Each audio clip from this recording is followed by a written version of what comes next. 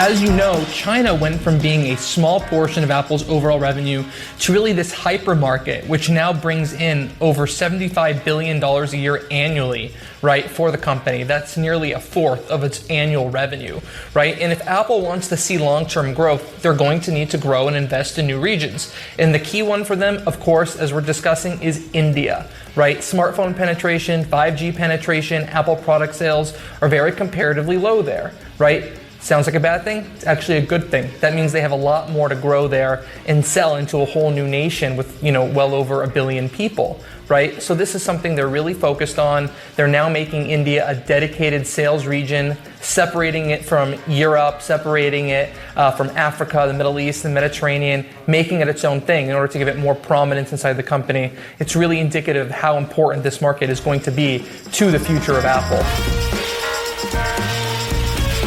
Mergulho bancário no Tio Sam, no Terraço Cast de número 362. A vinheta inicial é trecho de uma análise na CNBC em 10 de março de 2023 sobre os eventos que chacoalharam o mercado bancário nos Estados Unidos durante essa semana que se passou.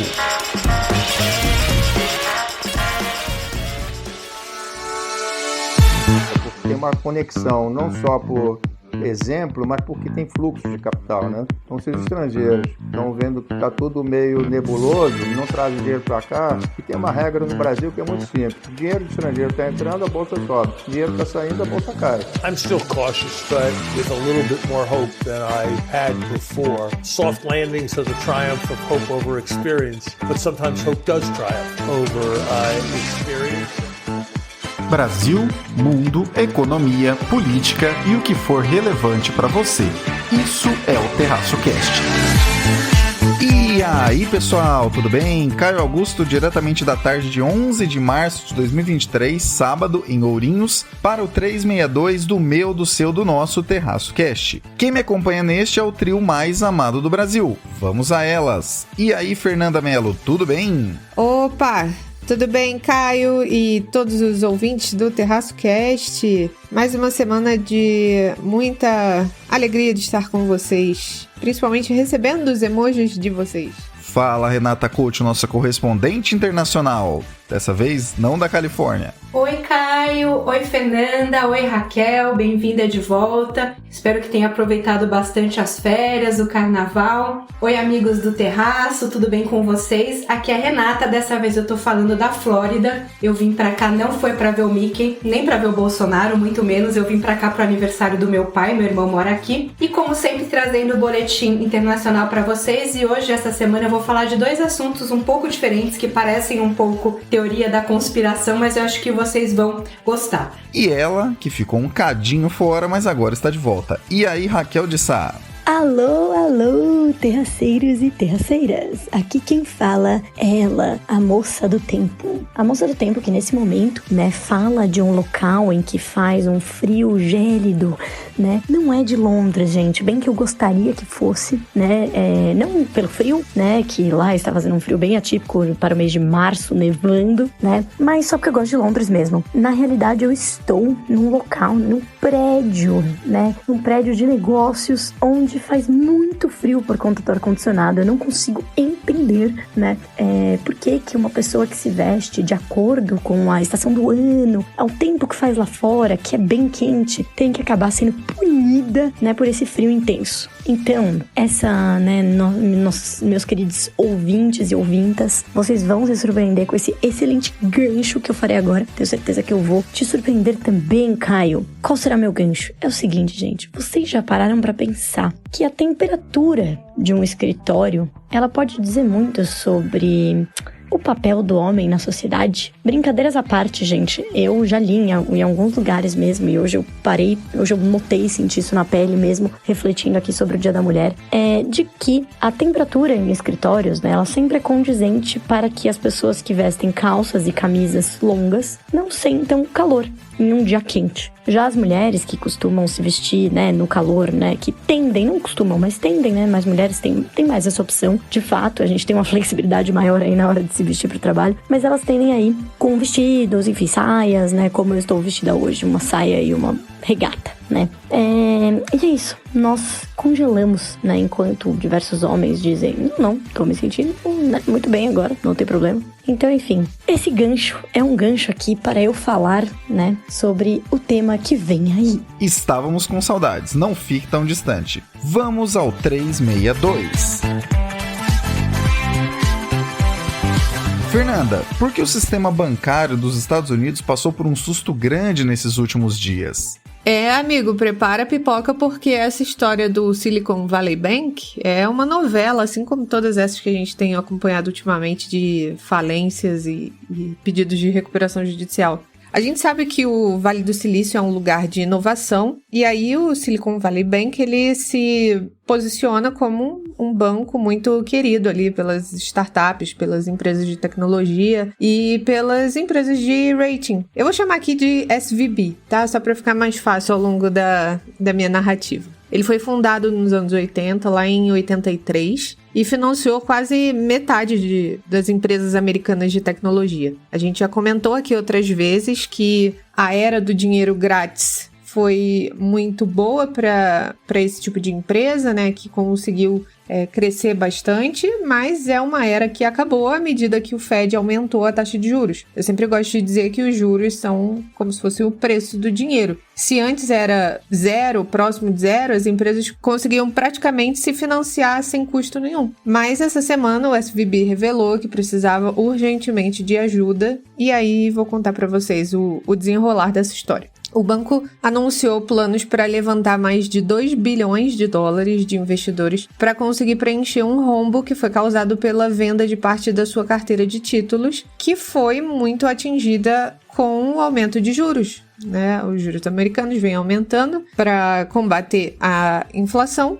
E a gente sabe que quando os juros aumentam, o preço dos títulos cai, funciona como uma gangorra. E aí o colapso do SVB revela essas tensões que foram criadas pelo salto mais rápido, digamos assim, nos custos de empréstimo causados pelo aumento de juros, né? Os bancos centrais do mundo inteiro aumentaram as taxas de juros para conseguir conter a inflação pós-pandemia, mas o ritmo desse aumento de juros trouxe problemas que pegaram muitas pessoas assim desprevenidas, né? E que dirá os bancos. Então, as preocupações persistem sobre o que a gente vai observar de consequência sobre essa história. E para financiar os resgates dessa carteira de títulos, o Silicon Valley Bank vendeu na quarta-feira uma carteira de títulos de 21 bilhões de dólares, composta principalmente por títulos do Tesouro Americano, e a carteira estava rendendo 1,79%. Isso é muito abaixo do rendimento atual do Treasury de 10 anos, que está ali próximo de 4, 3,9 por aí. E isso forçou o SVB a reconhecer uma perda de 1,8 bilhão de dólar que precisava cobrir por meio de um aumento de capital. E aí, o SVB anunciou no dia 9, na quinta-feira, que ia vender 2,25 bilhões em ações ordinárias e preferenciais conversíveis para preencher esse buraco de financiamento. Mas alguns clientes, muito espertos, já retiraram o dinheiro do banco porque, assim, as recomendações já estavam sinalizando, né? Só para a gente entender aqui, depois da crise de 29, o governo americano criou uma instituição para assegurar a estabilidade do sistema financeiro. Funciona bem parecido com o FGC aqui do Brasil. E aí eu vou confundir a cabeça de vocês, porque a sigla dessa instituição americana é FDIC. Aqui no Brasil, FDIC, FIDC, é Fundo de Investimento em Direitos Creditórios. Mas nos Estados Unidos, essa sigla FDIC, FDIC também, né? Se eu for ler, é uma sigla para Federal Deposit Insurance Corporation, que é essa instituição que serve para proteger as pessoas titulares, né, de títulos de dívida do banco. Mas enfim, antes de eu seguir a nossa novelinha financeira, eu preciso mandar o salve que eu prometi para quem ouviu o episódio da semana passada. Então, meu grande abraço aqui vai para o Matheus Cavalcante, que foi o primeiro, o Kelvin Santos, que é ouvinte aqui assíduo nosso, o Pedro Vitorino, o Heitor Bernardes e pro Diego Pires de Moura. Ah, Fernanda, não tem mulher ouvindo? Tem sim.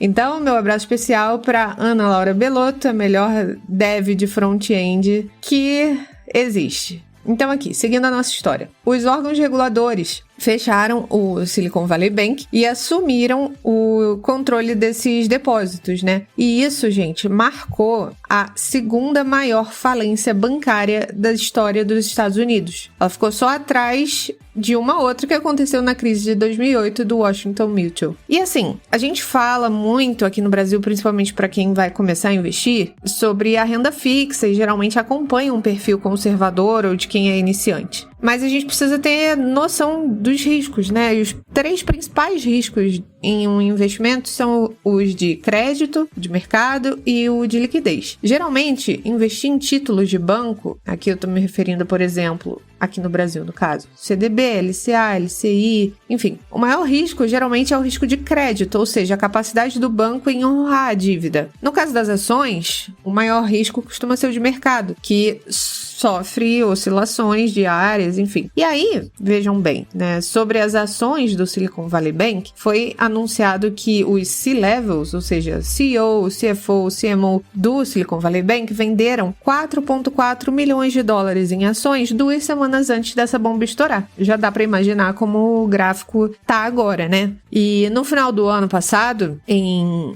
31 de dezembro, né, de 2022, o Silicon Valley Bank tinha aproximadamente 209 bilhões de dólares em ativos totais e cerca de 175,4 bilhões de dólares em depósitos totais. E aí, para conseguir socorrer as pessoas que estavam posicionadas no SVB, o FDIC, que é essa instituição americana que assegura a estabilidade do sistema financeiro, nomeou outros bancos para receberem, né, para serem os receptores. Todos os depositantes assegurados do SVB vão ter o acesso total aos depósitos assegurados, mas a gente aqui há de convir que é uma dor de cabeça, né? E aqui no Brasil também, a gente tem alguns exemplos recentes de como é a dor de cabeça. Então, é importante aqui pra gente tirar de lição dessa história que não dá para olhar só o rendimento, só a taxa oferecida. É preciso olhar também pro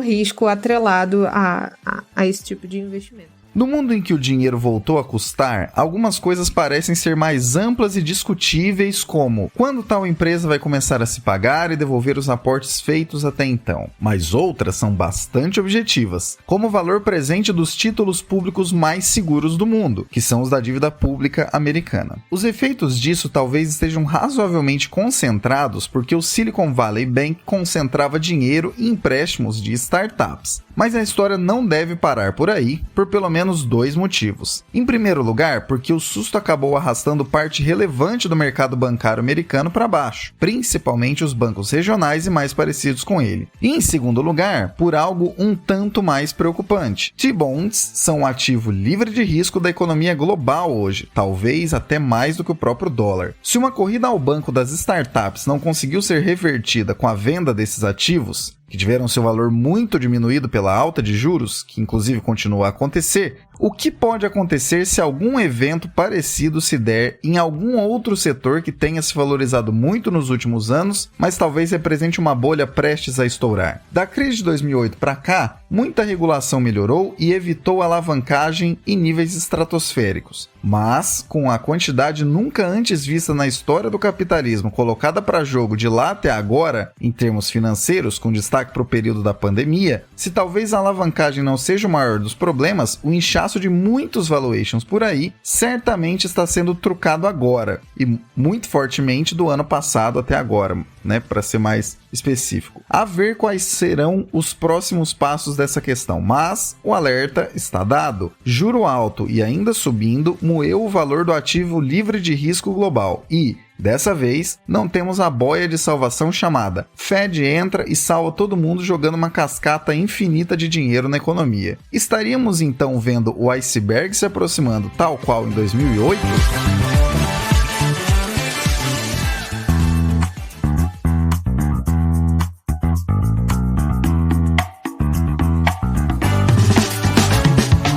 Já pensou em ter um conteúdo do Terraço Econômico associado à sua marca? Produzimos conteúdos multiplataforma, pode ser texto, áudio ou até vídeo, com o nosso jeitinho e direcionado a centenas de milhares de pessoas que nos acompanham anualmente. Quem sabe sua marca pode ser a próxima. Para saber mais, olha a nossa Linktree, o link, contrate o Terraço e nos chame que, em conjunto, fazemos acontecer.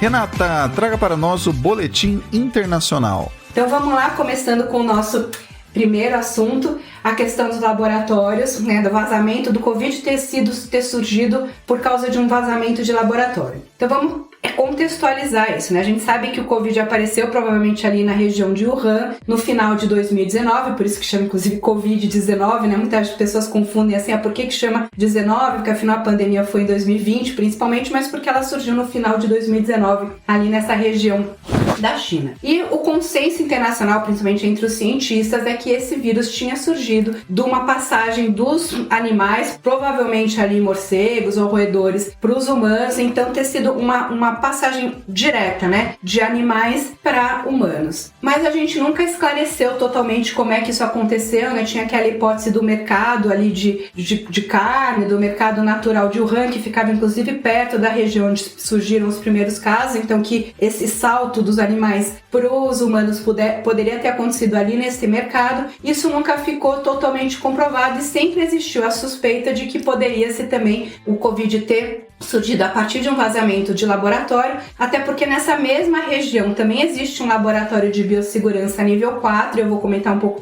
com vocês o que isso significa, e que fazia estudos com esse tipo de vírus. A China, como a gente sabe, sempre negou essa hipótese de vazamento, mas a gente, como é um país, né, fechado, uma ditadura, uma forma, digamos, né, de ditadura, assim, não vou entrar nessa polêmica o quanto a China é democrática ou não, mas o fato é que a gente não tem o mesmo tipo de informação da China que a gente teria de alguns outros países do Ocidente, se o vírus tivesse surgido, por exemplo, em algum país da Europa ou mesmo nos Estados Unidos. Então sempre houve essa desconfiança, mas a gente até hoje não tem nenhuma prova e continua não tendo. Mas essa desconfiança tem aumentado recentemente, né? O Departamento de Energia dos Estados Unidos sugeriu que o seu Departamento de Inteligência acredita que o Covid-19 tenha vindo de um vazamento de laboratório, e na última quarta-feira aqui nos Estados Unidos, o Congresso começou a escutar uma série de especialistas e cientistas, né? Uma série como se fosse ali uma CPI do surgimento do Covid, para tentar entender qual a possibilidade do Covid ter sido um vazamento de laboratório. A China obviamente nega essa hipótese, mas como eu já falei, né, a gente não tem muita informação a respeito disso. O que eu queria comentar com vocês, além dessa possibilidade, é do quanto esses laboratórios cresceram. A gente tinha cerca de 25 desses laboratórios no mundo há cerca de uma década, agora já tem cerca de 70, então aumentou muito, né? São 69 laboratórios que existem hoje, e esses laboratórios, não existe um consenso internacional de quem pode construir esses laboratórios, né? Que nem a gente tem um consenso ou acordos com relação a armas nucleares, por exemplo, não existe um consenso internacional, acordos de que tipo de informação, que tipo de segurança cada país precisa ter para ter um tipo de laboratório de nível 4 de biossegurança. Os laboratórios, né, que mexem com pesquisa a respeito de biológicas, né, eles são divididos em 4 níveis. O nível 4 é o nível mais arriscado, em que são laboratórios em que os cientistas eles manipulam vírus que eles podem causar doenças letais para os seres humanos, vírus para os quais essas doenças não temos vacinas ainda. Então, por exemplo, se a gente pega um laboratório nível 3, que é o abaixo desse, ele também trabalha com vírus que podem causar doenças letais para os seres humanos, mas são vírus que já existe vacina. Então, por exemplo, o vírus da tuberculose, ele é manipulado num desses tipos de laboratório, pode ser manipulado num laboratório nível 3, porque a tuberculose é uma doença que pode matar, mas para a qual a humanidade já tem vacina. A vacina, como a gente sabe, né, não é 100% perfeita e tal, mas é uma proteção, e os funcionários desse laboratório que vão trabalhar com esses vírus, eles são todos vacinados com relação, por exemplo, na tuberculose, vão ser vacinados com a BCG, que é a vacina que evita ou diminui a probabilidade de alguém que vacinado ter a doença. No caso dos laboratórios nível 4, não, porque são doenças como é o caso da Covid, né, quando ela surgiu, agora é diferente, não existiam vacinas para essas doenças que eventualmente poderiam ser letais. Então a gente tem laboratórios hoje que trabalham com Ebola, que trabalham com Zika vírus, que trabalham com SARS, que tem essa possibilidade, né, que são doenças em que podem matar com alto grau de letalidade, mas que você não tem vacinas ainda. Depois do surgimento do Covid, a gente aumentou o número desses laboratórios. Vários países, principalmente na Ásia, começaram a desenvolver esse tipo de laboratório. É importante mencionar que são laboratórios muito caros, né? Para você construir um laboratório no nível 4, você precisa do investimento aí de cerca de 1,2, 1,3 bilhões de dólares e pelo menos mais 2, 3 milhões para manter esses laboratórios em funcionamento. Então não são laboratórios baratos, mas são laboratórios que, como eu falei, né, a gente tá tendo uma expansão, vários países estão buscando esse tipo de pesquisa, não só para o desenvolvimento da ciência, mas possivelmente também para utilizar como armas aí em momentos de guerra. Inclusive, uma coisa que eu acho que é importante, né, ressaltar é que a Rússia, né, que está em guerra com a Ucrânia, de um país que a gente vem falando aqui há bastante tempo, já anunciou a construção de cerca de 15 laboratórios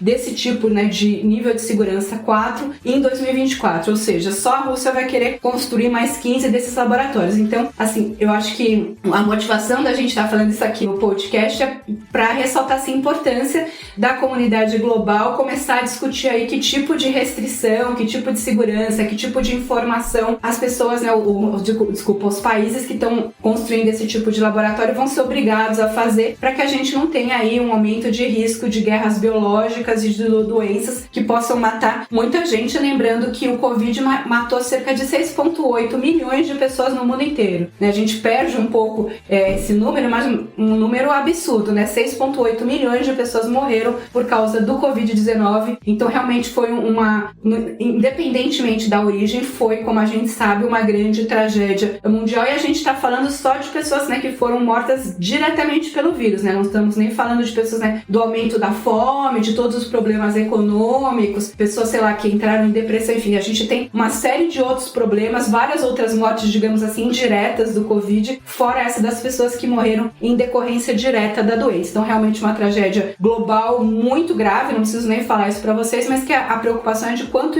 o risco disso se repetir. Indo para o nosso segundo assunto, né, que eu comentei com vocês, que é a questão do TikTok nos Estados Unidos. Essa semana, a Karine Jean-Pierre, que é a secretária de imprensa, né, a porta-voz da Casa Branca, ela falou sobre o TikTok, falando que existe uma preocupação e uma série de dúvidas do governo americano com relação ao TikTok, e o governo americano deu 30 dias para os funcionários do governo federal excluírem o aplicativo do TikTok dos seus telefones celulares de trabalho. Vários países seguiram a mesma tendência, o Canadá, alguns países da Europa como a Dinamarca, e 30 dos 50 estados americanos também seguiram essa mesma exigência para os funcionários desses estados, os funcionários estaduais desses estados. A preocupação dos Estados Unidos com relação ao TikTok são duas. A primeira é a coleta de dados, então existe uma preocupação que o TikTok pudesse estar coletando dados dos usuários americanos, e aí principalmente dos funcionários do governo americano, por isso essa restrição dos funcionários, mas dos americanos em geral, né? E que essa coleta de dados poderia de alguma maneira significar uma vulnerabilidade, né, um problema de segurança para o país. Então o governo deu 30 dias para os funcionários excluírem o TikTok. O TikTok diz que as políticas dele de coleta de dados e de armazenamento de dados estão alinhadas com as práticas mundiais, o que é verdade, né? A maior parte dos especialistas concordam que eles têm as práticas do TikTok não são diferentes dos outros aplicativos aí de redes sociais, mas o fato é que o TikTok o dono do TikTok, né, é a ByteDance, que é uma empresa chinesa, e a gente sabe que a China, ela tem um controle sobre as empresas de tecnologia. Inclusive foi aprovada uma lei em 2017 que diz claramente que qualquer organização ou cidadão deve apoiar, assistir e cooperar com o trabalho da inteligência de Estado. O TikTok nega que tenha passado informações dos usuários para o governo chinês, diz que nunca foi pedido e que se fosse pedido não enviaria, mas o fato é que isso, né, é difícil provar. O TikTok fez uma medida extra e transferiu todo o banco de dados dos usuários americanos para os Estados Unidos e delegou a gestão desses dados para uma empresa americana, mas nem isso, assim, aplacou aí a desconfiança do governo americano e dos americanos em geral com relação a essa fragilidade da segurança que pode advir do uso do TikTok, né? A China, como vocês podem esperar, disse que isso é um exagero. Da mesma forma, né, quando os Estados Unidos resolveram derrubar o balão lá, falou que é uma ofensa a um país que imagina que jamais fariam nada desse tipo, mas o fato é que a própria China bloqueia as redes sociais americanas no país. Então a gente sabe que na China, YouTube, Facebook, Google é tudo bloqueado. Então, né, os Estados Unidos, né, se bloquear o TikTok não está fazendo nada diferente do que a China já faz com os aplicativos ou as redes sociais dos Estados Unidos. Além dessa preocupação com a coleta de dados, também existe uma preocupação de que tipo de conteúdo está sendo estimulado no TikTok. Então a gente, né, os Estados Unidos têm essa desconfiança de que a China pode estar usando o aplicativo como uma forma de propaganda, né, propaganda oficial, propaganda do governo chinês, através ali de manipulação dos vídeos que aparecem no algoritmo, tentando influenciar a forma como os americanos ou como as pessoas em geral pensam. Não tem nada provado em relação a isso, mas é uma segunda preocupação também do governo americano. Lembrando que o TikTok, né, teve um aumento muito grande de usuários recentemente. Hoje o TikTok tem mais de 1 bilhão de usuários, sendo que 80 milhões só nos Estados Unidos. Então é uma das redes sociais, um dos aplicativos mais utilizados, né, um dos mais viciantes, inclusive principalmente do público mais jovem, né, essas pessoas que curtem TikTok, que não é o meu caso, que já passei um pouco da idade do TikTok, mas assim, as pessoas ficam muito tempo no aplicativo. Então além dele poder estar buscando dados dos usuários, ele também pode estar de alguma forma controlando como as pessoas pensam, e o Trump já tinha falado sobre isso na época, e a gente não sabe ainda que se além do TikTok ser banido aí entre os funcionários do governo, se ele pode eventualmente ser banido dos Estados Unidos ou até de outros países. Então é um assunto que eu acho que é interessante, né? Parece um pouco aí de espionagem internacional, né?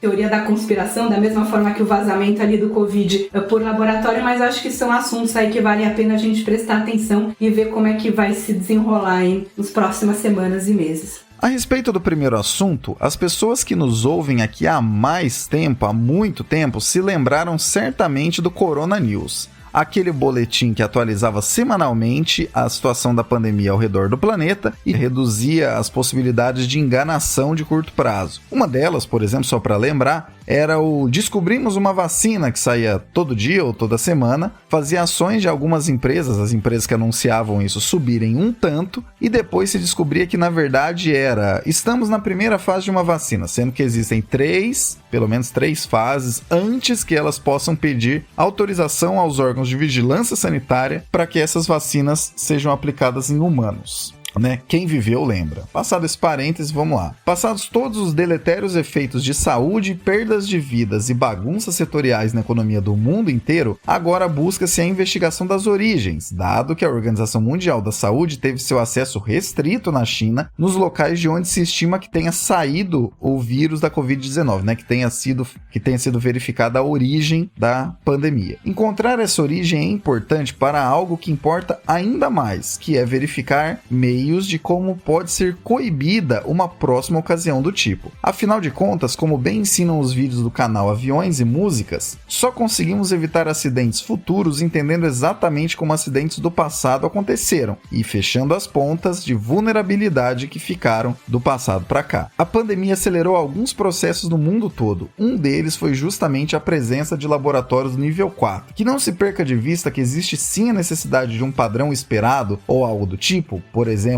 o que a ISO 17025 faz para práticas laboratoriais no mundo todo, justamente para evitar acidentes ou até mesmo incidentes provocados originários desses laboratórios, dado esse contexto que a Renata apontou, que esses são os laboratórios que estudam doenças altamente contagiosas. A respeito do TikTok talvez ser banido dos Estados Unidos, trata-se de uma questão bastante direta: o uso dos dados. Todas as vezes que você utiliza algo e não paga por ele, o produto é você. Essa faca de dois gumes, por um lado, significa que a cada ano que se passa, os algoritmos entregam mais e mais resultados que se adequam ao que realmente queremos, e, por outro, que podemos estar sendo cada vez mais manipulados por esses algoritmos no que consumimos e até mesmo no que pensamos. Fato é que o TikTok está longe de ser o único aplicativo que coleta dados amplamente de quem os utiliza, mas a desconfiança está sobre o uso desses dados. Parece algo peculiar e distante, mas aqui está mais um pequeno tijolo na nova Guerra Fria, aquela que funciona com um grupo encabeçado pelos Estados Unidos, outro liderado pela China e com efeitos econômicos ainda consideráveis sendo desdobrados diariamente. Se dados são o novo petróleo, como a Economist estampou em uma capa uns tempos atrás, então a disputa pelo o que podemos fazer com os dados é algo realmente relevante. Ah, e um último aspecto importante. Vale lembrar, como já dito no episódio 360 sobre a guerra dos buscadores após a chegada do ChatGPT, que o TikTok é hoje o segundo maior buscador do mundo, somente perdendo para as empresas da Alphabet, como Google e YouTube. Briga boa é essa, muito além de meros vídeos de dancinhas ou tutoriais aleatórios.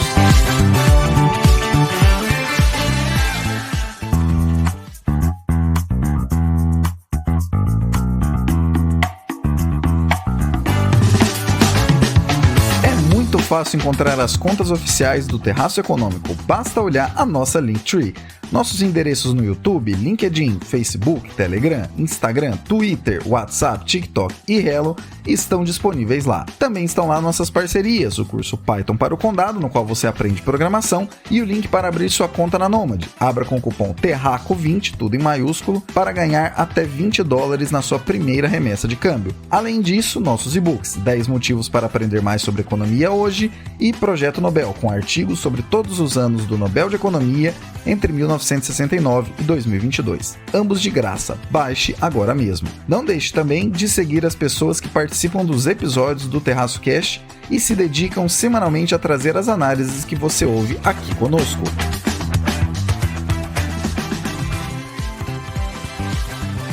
Raquel, na semana anterior tivemos o Dia Internacional da Mulher. O mercado financeiro ainda é um ambiente que conta com uma proporção maior de homens do que mulheres.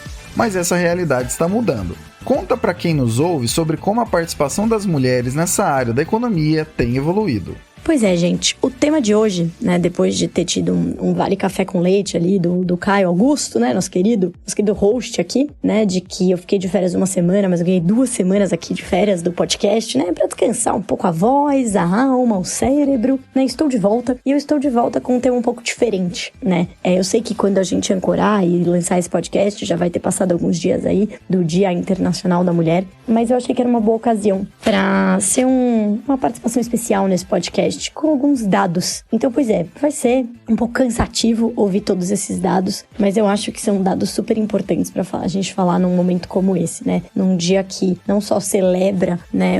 Eu acho que além de celebrar, é um dia de conscientização sobre o papel da mulher na sociedade. Então, hoje vai ser a participação aqui da Mulher do Tempo, será sobre o papel da mulher, né? E como a gente caminhou e como a gente ainda tem muito o que caminhar. Então, vocês sabiam, gente, que o Código Civil de 1916 limitava expressamente a atuação feminina, né, na sociedade. As mulheres só podiam trabalhar fora, viajar ou abrir conta no banco se o marido permitisse. E aí você vai falar, porra, mas 1916, isso faz muito tempo. Pois é, mas isso só mudou em 1962, com o Estatuto das Mulheres Casadas. Não só das mulheres casadas, né? Então, continuou com, enfim, né, uma grande diferença ali, um grande preconceito, não preconceito, né, mas uma grande um grande gap entre o direito das mulheres, né, e dos homens na sociedade. E foi só na Constituição de 1988 que a gente teve a igualdade de direitos e deveres entre homens e mulheres formalizada. Ou seja, gente, esse papel constitucionalizado, esses direitos da mulher, tem praticamente apenas a minha idade, né, um pouquinho mais velho que eu.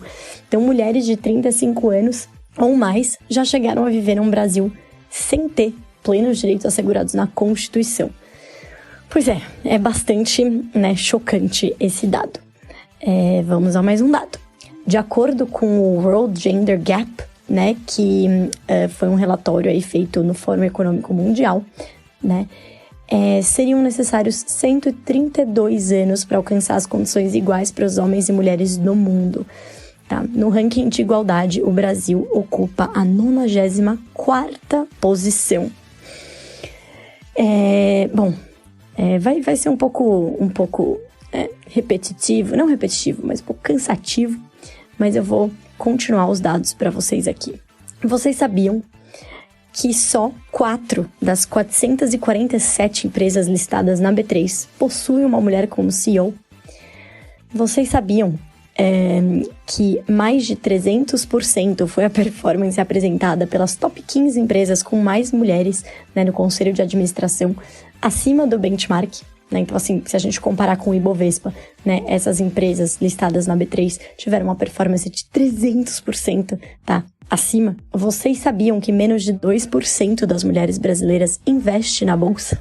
E que só 15% a gente só tem 15% de mulheres nos conselhos de administração na B3. Isso se compara a 32%, um número ainda baixo, mas maior, né, de mulheres ali no conselho de administração de empresas listadas no S&P 500, né, o índice americano. Agora, olhando, né, então isso foram os dados aí de empresas, é claro, a gente tem melhoras, que também é super bacana, né, a gente tem algumas evoluções, né, na questão aqui de empresas no Brasil, né, então a gente teve um salto de 9% para 15% entre 2017 e 2022 de mulheres em posições de liderança nas empresas de capital aberto. E 88% foi o aumento do número de mulheres na diretoria em uma década nos Estados Unidos. E também 9 vezes foi o aumento de mulheres na Bolsa Brasileira na última década. E quando a gente olha de uma maneira geral, né, mulheres investindo, a gente coloca tesouro, né, até outros tipos de investimento, poupança, a gente também tem uma evolução muito bacana nos últimos anos, principalmente na última década, né, a participação aí de mulheres no cenário de investimentos como um todo.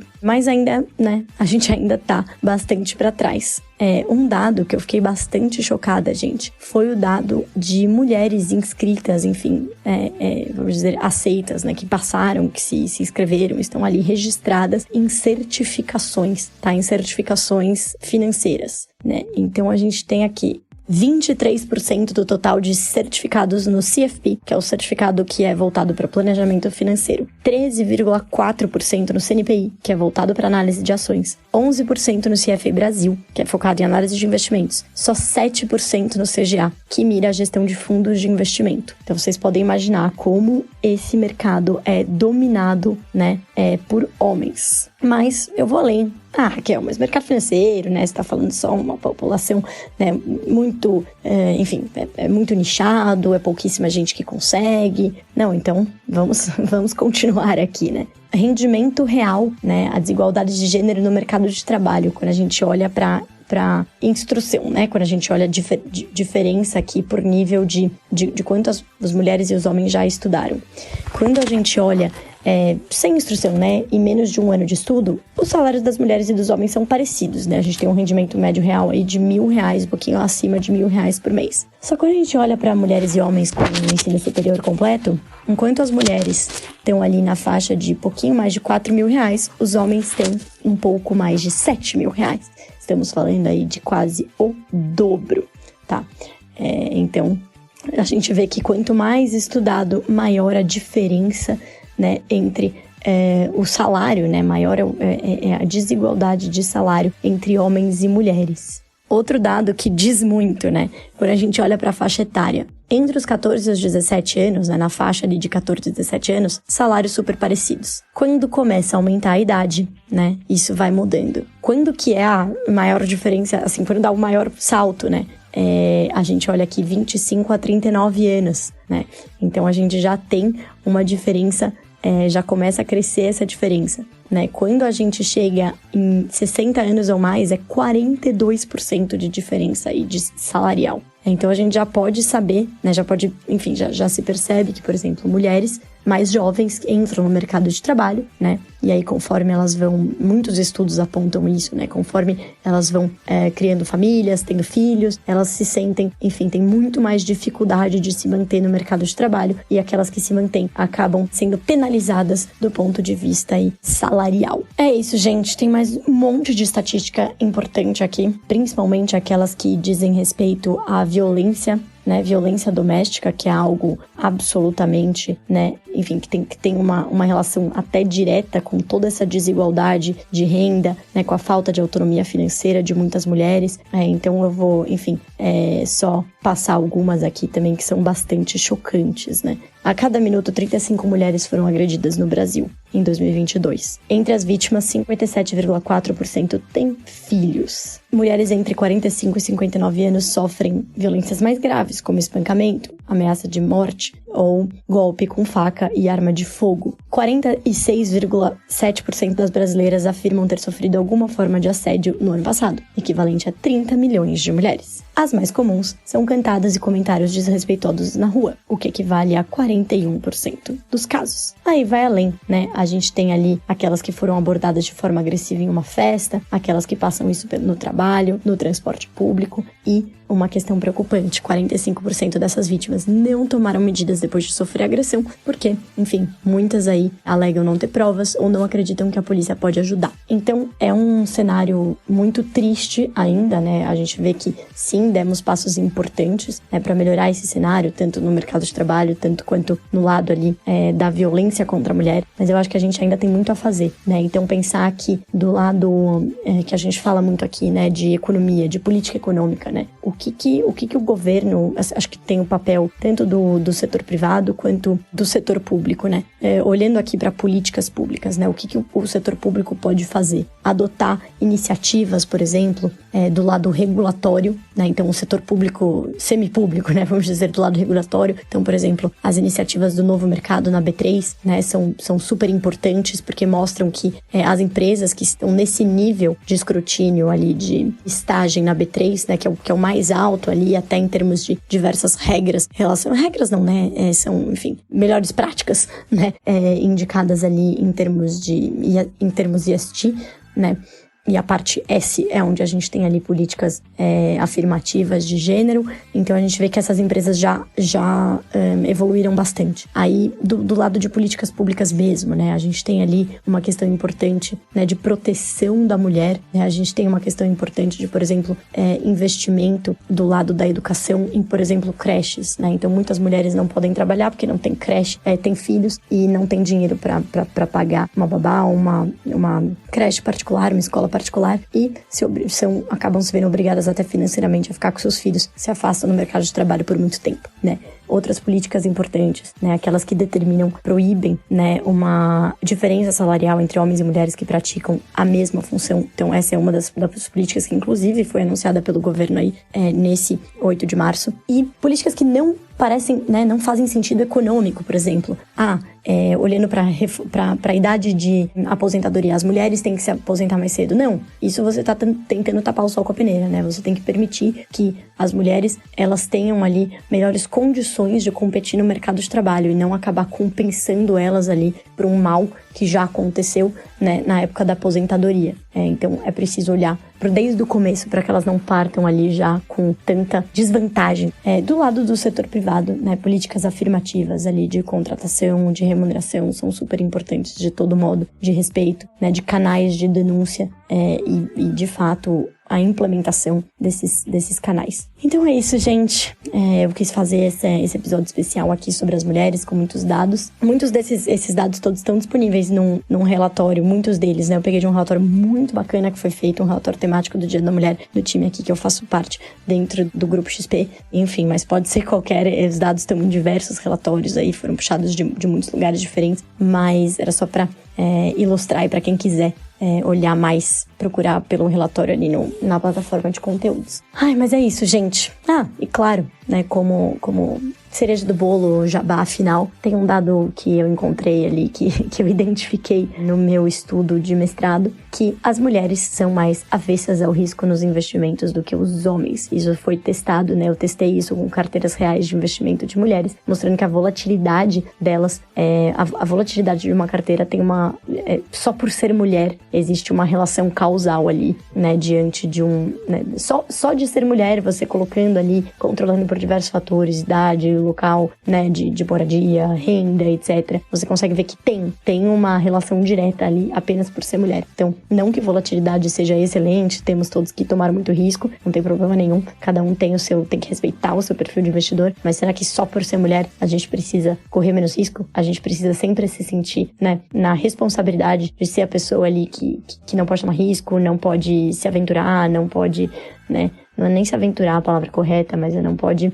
justamente tem que carregar toda essa estabilidade nas costas, inclusive financeira, inclusive da família, ou além disso, se achar com o menor conhecimento, achar que não pode, né, ir além do primeiro passo e além da poupança, por exemplo. Então, são pontos a se refletir muito importantes. Então é isso, gente. Fico por aqui.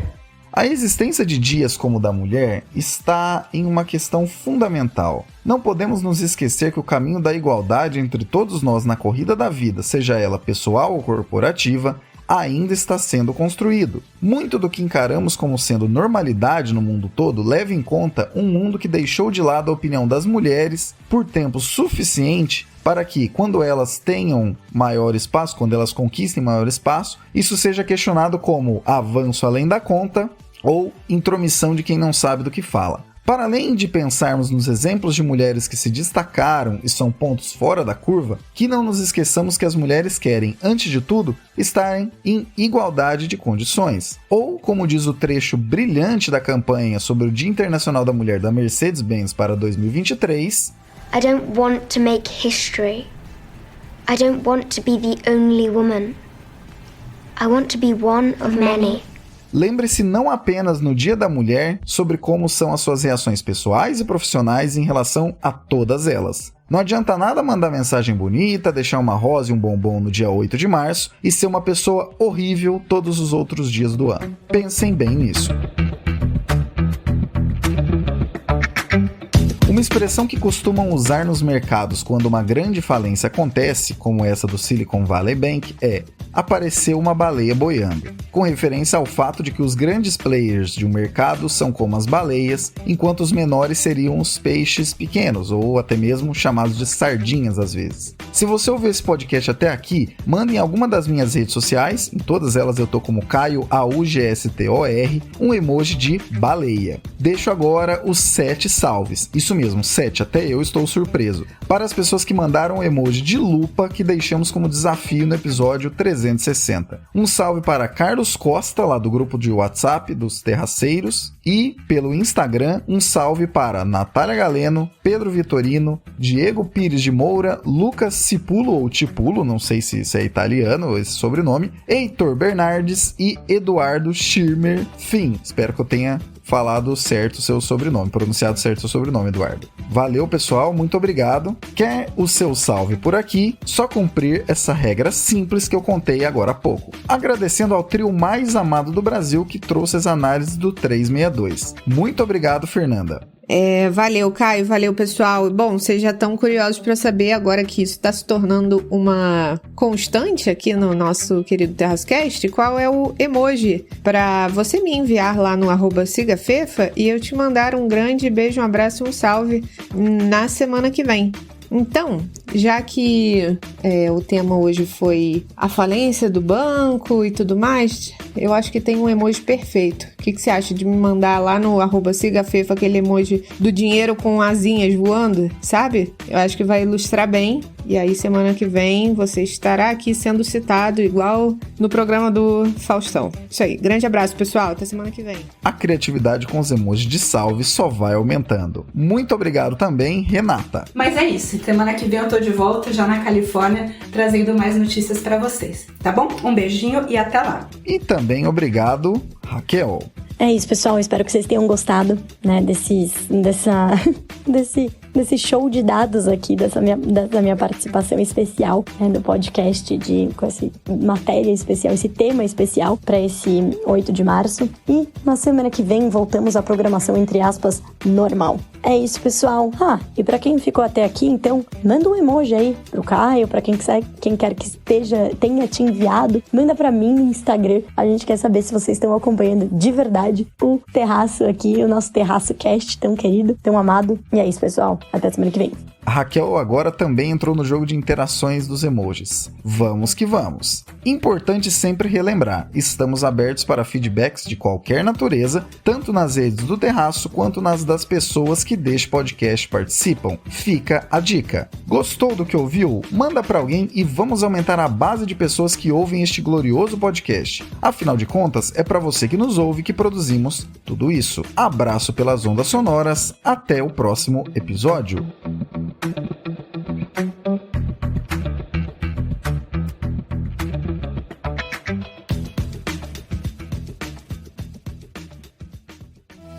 Este episódio foi editado por Atelas, soluções em áudio para podcasts. Encontre a Atelas nas redes sociais. É só buscar por @AtelasEdição.